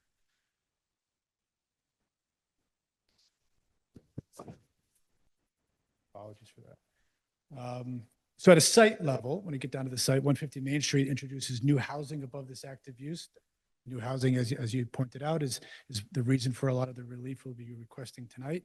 But the hope is it's going to bring full-time residents to this area of Main Street, this area of downtown. It's organized into two buildings that share the parking podium. So the reason it's one building, as you see in the plans, is the parking plinth that meets our parking ratio is what creates one building of shared utilities, shared access. Two elevator cores drop into this parking. The design really prioritizes light, air, walkability.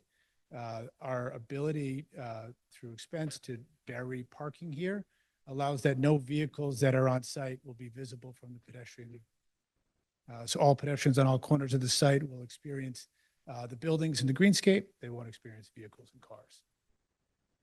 So our goal with this project, as I just wanted to point out before I hand it over to Util, is not simply to add housing and new retail, but as hopefully you'll see a place that feels authentic to Gloucester, pulls from its heritage and feels like it really belongs in the city. By demassing it, some of those goals are met. We selected Util as our design partner, not just for their research-driven design, but because of their long history working with the city of Gloucester on the comprehensive plan. Michael LeBlanc is here from Util, so he'll walk you through the design at a high level and the specifics of the relief we're going to request tonight. Thank you.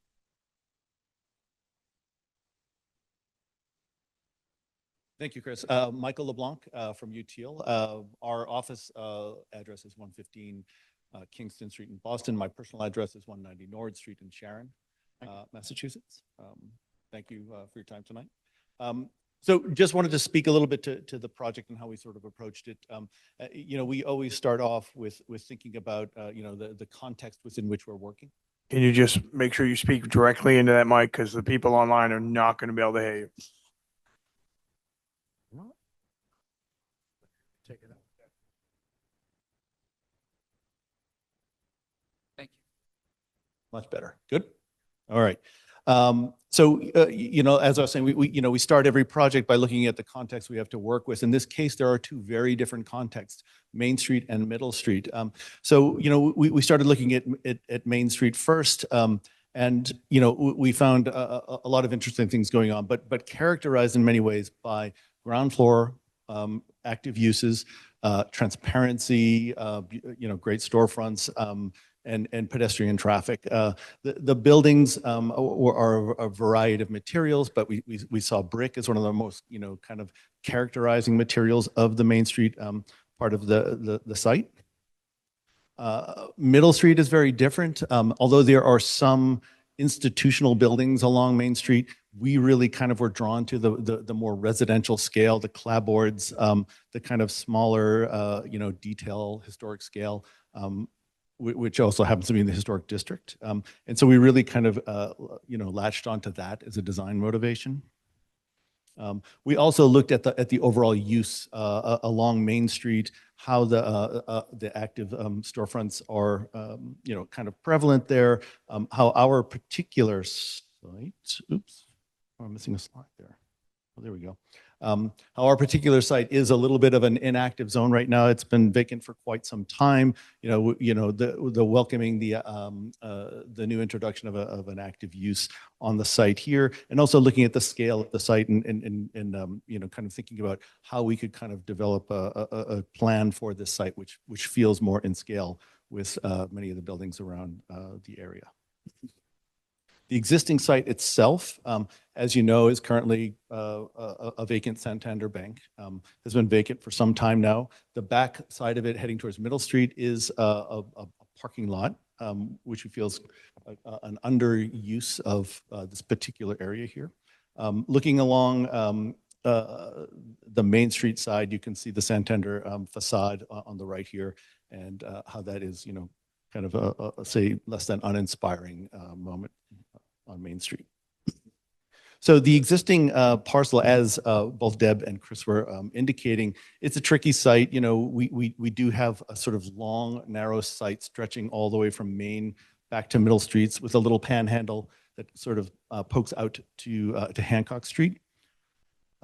Rather than proposing a large building, which kind of covers the whole site in one single form, the idea to break the building up into two smaller, better scaled buildings for the site, for each part of the site, we thought was a great solution to that. Those two buildings are connected with a partially underground parking zone. So that allows for parking to be handled on site, mostly below grade, mostly out of sight. And so really, reinforcing the pedestrian experience on both Middle Street and on Main Street. This is a quick section through the site. On the right-hand side, you can see the Main Street massing. On the left-hand side, Middle Street. The darker blue, let's see, can you see my, oh yeah, great. So along the Middle Street side, the darker blue here, you can see where we've got our proposed retail uses here. On the left-hand side, heading back at that same level, but heading back to below grade is where all of the parking resides. And then above the parking on Middle Street, we have 3 stories of residential, and then we have 4 stories above the Main Street retail on the Main Street side. Just looking around the neighborhood, we are a little bit taller than what the zoning prescribes, but many of your buildings are, so we wanted to make sure that we took a look at that and make sure that we weren't glaringly out of proportion with what's happening around. And we took a first stab at the massing. So this is just a kind of abstraction of the massing. We'll show you renderings in just a moment of how the building sits here. Now, this was a previous scheme that we did when we met with some of the folks from the planning group at the city, as well as some neighbors. Height is going to be a discussion. It's not one before the board tonight, but we took that to heart and thought that there might be a way to design a sort of more softer, better scaled facade along Main Street. So this is just a quick comparison of the before and the after that adjustment. It's it loses a little bit of development square footage. It costs a little bit more to do it this way, but we actually felt it was a much nicer scale to Main Street. That's a kind of closer view of that. This is a view of it from across the street. So this is really if you're standing directly across Main Street looking at the building. We feel like the scale of this, if I could go back for a moment, is somewhat very much in keeping with many of the taller buildings here that are already existing along Main Street and feel like they're at a pretty appropriate scale. This is then a view looking from the southeast towards the northwest of the building. You can see as it starts to step back as the grade starts to rise from Main Street heading back towards to Middle Street. Taking a quick look now at the Middle Street side of the property, because of the scale and the sort of existing smaller scale, more residential kind of nature of Middle Street, we tried to go with a massing which feels more in keeping, so that the frontages or the front massings of these do feel almost more like single family home scale. The materials are wood clapboards, wood shingles, You know, we've tried to select proportions of windows and window types that seem very much in keeping with the historic district. We have one entrance on this side that is kind of slips in between the two massings. This is just a sort of resident-only entrance to the Middle Street side for convenience. I should say that the main residential entrance to the building is on the Main Street side. Another view of that massing. This is looking at also at the Middle Street side from the northwest, looking to the southeast. Similar view here, showing the additional distance between our building and the properties to the right of us, just to make sure there's a well-planted buffer between the two, that there's plenty of light and air there, and that there's the ability to have enough space for trees and great landscaping. This is a view from Hancock Street, looking back towards our vehicle entrance.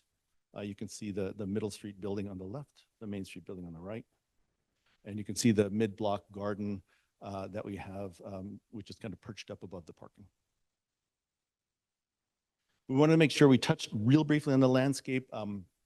With a terrific landscape architect working with us on this. You know, we were looking to a lot of the local, really close by cues. This is the building right across Middle Street from us as a sort of great kind of concept for a Middle Street landscape. The intention is to use local plants, local trees that will require less maintenance and all that, and will, you know, hopefully prosper in this location. And looking from left to right on this, Middle Street is over here. We have a sort of larger setback and garden area here. There's a small bench which addresses the sidewalk. Hopefully that'll be useful for people who want to stop and rest on a hot day or a cold day, as it may be. And another garden here. This is then the buffer garden that we were just showing you the image of between our building and the buildings just to the west of us.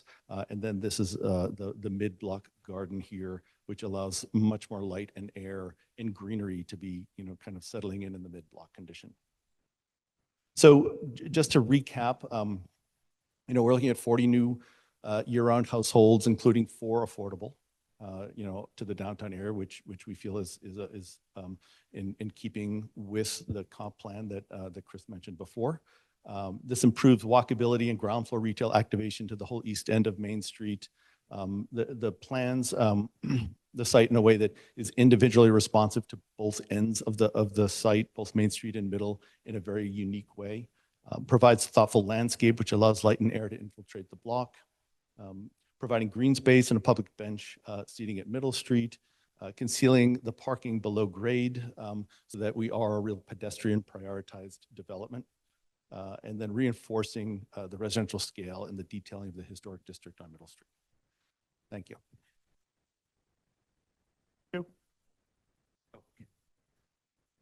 Thank you. I'd like to just briefly discuss the legal support for the request that we're making. The variance should be granted because they are without substantial harm to the public good and they do not substantially undercut the purpose of the GZO. There is substantial hardship. The lot shape, it's long and narrow with a jet out to Hancock Street, as Mr. LeBlanc mentioned. It also falls partially within the historic district and it slopes steeply upward as you travel from Main Street to Middle Street. There are 2 front yards, which also create a hardship due to the increased setback requirements on Main Street and Middle Street. Other non-residential uses, as I mentioned, in these districts have 0 setbacks for all sides, and there's no requirement for vegetative coverage. This project siting is not uncommon or out of character for this neighborhood. The vast majority of the buildings on Main Street sit at or near lot lines and have little or no vegetative cover. The buildings that have recently been approved for residential projects are similarly situated and being constructed close to the lot lines and the street. The building has been moved closer to the commercial abutter on the east side, which is Bank Gloucester, and away from the residential abutters on the west side, which is where the garden area is shown. The commercial abutters lot on the east contains a parking area, and so the proposed building will have an additional buffer along that sideline. On the western side, near the residential abutters, there will be a large walkway garden off of Middle Street, which acts as a screening to the residential abutters at 75 Middle and 6 Hancock. It starts out as approximately 20 feet wide near Middle Street and then narrows down to 12 feet as the building extends south toward Main Street. This setback exceeds the underlying requirement of 7.5 feet and partially exceeds the required setback of 18 feet, 11.5 inches. The applicant also left a significant portion of the middle of the lot open with a garden area. Vastly improves the existing lot with its only open space now being taken up by a parking lot. There's only a small amount of the parking aisle that will have less than the required 24 feet, which will be approximately 20 feet. And as I said earlier, it's due to the elevator. It impacts 4 spaces that do not have parking spaces on the opposite side. And while there will be two-way traffic, there will only be cars moving in and out of spaces on one side. Overall, the project's been designed to meet the character of both Main Street and Middle Street, which, as we all know, are very different, and therefore it does not substantially undercut the purposes of the GZO. Main Street building setbacks are at the lot lines, which is consistent with the neighboring structures and Main Street as a whole. The building on Middle Street blends more with the residential character of Middle Street, being smaller in size and set back farther from the lot lines and containing a vegetative cover to provide appropriate buffers for the residential abutters. The parking aisle width is also minor in nature and impacts only 4 spaces and still provides safe travel. Accordingly, I would request that you grant the variances as they could be granted without substantial harm to the public good and without substantially undercutting the intent and purpose of the GZO. And we're very happy to answer any questions you may have. Thank you. Mr. Chairman, would you like us to take the presentation down or leave it up at this point? You can take that down. I had one question on the facade, and I'll commend you because we've seen utilizing the step back of the front to residential. Does a couple things. It gets you your decks on those 2 levels, but it also, I guess you could use the word, takes the curse off the height. And we've seen great success with that. It's being utilized down at 256 Main and in other places. And I commend you for that. I'm just curious, the facade that is out at the Main Street boundary, how is it in comparison to the Cape Ann Bank and Trust? It shows you how old I am. What was it, Santander Bank? Do we have that number? Yeah, just so I understand, you're talking about the height of the existing single-story center. Just the overall existing front of the bank now compared to your front facade. Yeah, I believe the numbers are in Catherine. You might have to. Existing building 26 feet, and the top of the front portion of the building we're proposing is at 38 feet. Okay. And then stepping it back certainly takes it away. I like the project. I think it really looks great. I'm just anticipating things people are going to ask about. One of the other things on the side entrance, when we've had previous applications for this property, there's been some discussion and objection over some perceived parking spaces that are utilized by the building closer to Hancock. Has that been talked about? Or? The surface spaces that exist on that kind of right of way into Hancock are a part of our property. I know. But we've spoken to all the abutters that use those today. And kind of our anticipation is a right to use until at which time we need them for leased apartments within the building. Those will stay as surface spaces. The drive aisle will then be created next to it. Our thought in that process is. Say again? There'll be your spaces, not Yes. the people that have used them. That's correct. 30 years. Okay. That's correct. I'm just anticipating things people might ask about. That's one of them, I'm sure. I had just a couple questions, and it's not going to influence my decision. It's more just sort of aesthetics for me personally. When you showed us the photo of the sort of mustard yellow building across the street, I think those windows are 6/6. The facade that you're showing, I think it's 2/1 with sort of tall windows. So would respectfully disagree that that's historical, but you might know better than I do. And I think you have metal roofs on the buildings, or at least, again, those are the only drawbacks for me, and it won't influence my decision at all. I'm just not I guess I don't see the historical feel, with the metal roof or with a long 2/1 window. That's just me, so. And will I it be really- subject to the Historic Commission's review on that facade? Yeah, have at it. That's Yeah. what I would say. I also like what Joe was commenting, just the way, I just call it scale personally, the way you step back on Main Street. I think we've sort of forced other people at times to do some different things like that. I really like it. I just think it really softens, what's relatively tall, on the front and on the side. There's some texture as well, the way that, as you go up along the right-hand side of it. Anyway, just some comments. I really like that. So. And just a comment for the public, what's before us is a series of variances, which is quite common when you're using a property where there was an existing building, there's no existing setbacks, to go to residential and get mixed use, which is what we're begging for. Variances have to come into play because of how the calculations are done. So the only thing before us will be dealing with those variances. Everything else will be a more comprehensive permit before the city council. So any comment tonight, we'd like to, restrict it to what's before us. I mean, people can say what they want, but that's what we'll be talking about.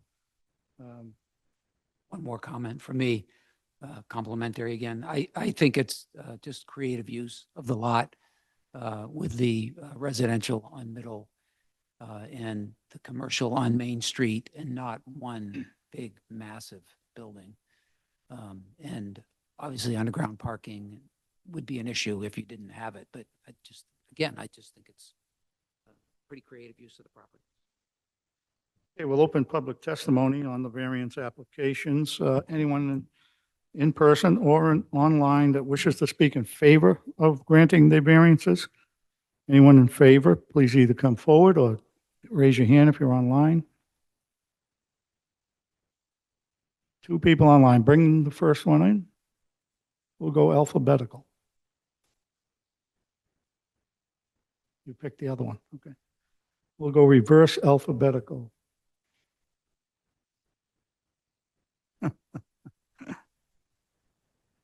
Good evening. Joel Favaza, 28 Middle Street. I want to just start off by saying I am here tonight as a father of school-aged children, a resident, a business owner, a taxpayer, but I'm not here on behalf of any clients. I'm here in full support of this. I want to thank the applicant for putting such a comprehensive application together and proposing to do something, so significant with a very crucial piece of downtown real estate. I think Attorney Ellison spoke to all the legal standards, so I'm not going to even touch those, just as far as it being within the purpose and intent of the zoning ordinance and not derogating therefrom. This is exactly what we should see down on Main Street. I think along with what went in at Cameron's, what's going in down the Charbor lot, what's hopefully going in at 20 Main Street, this will be another crucial element in revitalizing the downtown and helping it kind of transition into its next phase. So I'm in full support. I appreciate everyone working hard on this for over a year or almost a year to get the plans in. And I hope you vote in favor of all the relief requested. Thank you. Thank you. Next. Mr. Carlson?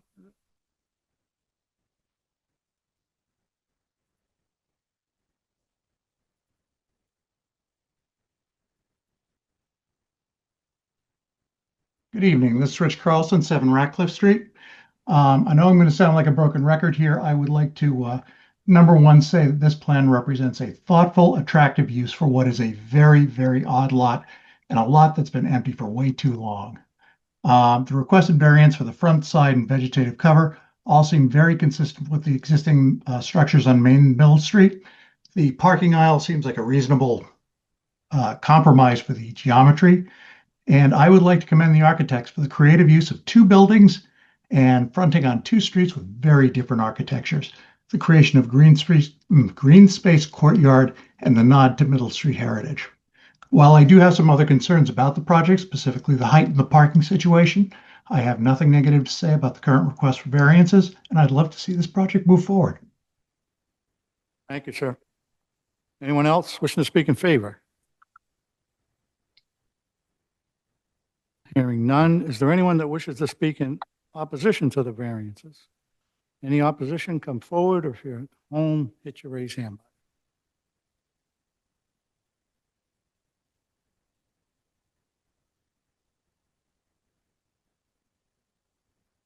Seeing none, we'll close public testimony. Discussion by the board. I'd like to echo many of the comments here this evening. I think it's a thoughtful, thorough, creative project. And I think I'm not quite sure how to help you with that. from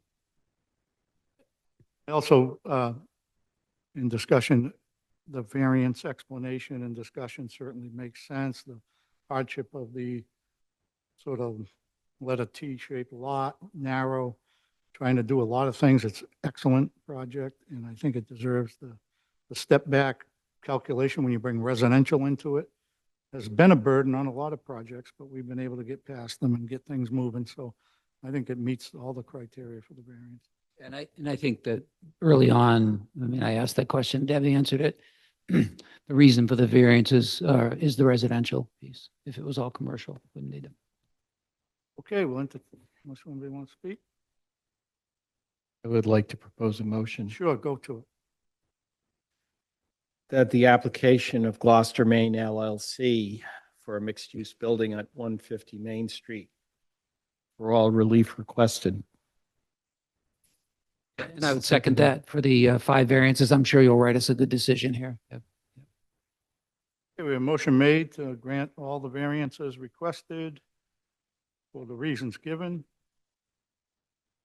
It was seconded. Seconded by Michael. All in favor? Aye. Any opposed? You've heard our decisions favorable. Good luck. Keep it moving. Luck. Okay, members, so the packets are here for next meeting, the 29th. Again, I thank everybody that lets us know if you're here or if you can make it, if you're going to be online, or whatever the scenarios are. It makes planning a little easier for us and for Natasha especially. And we continued one, so we've got that plus the continued of Orchard Road, and then we continued 2 others to February. So it's all good. Anybody have any questions or discussions you want to make? Or not, I'll take a motion to adjourn. to adjourn. Second. Made and seconded. All in favor? Aye. We are adjourned.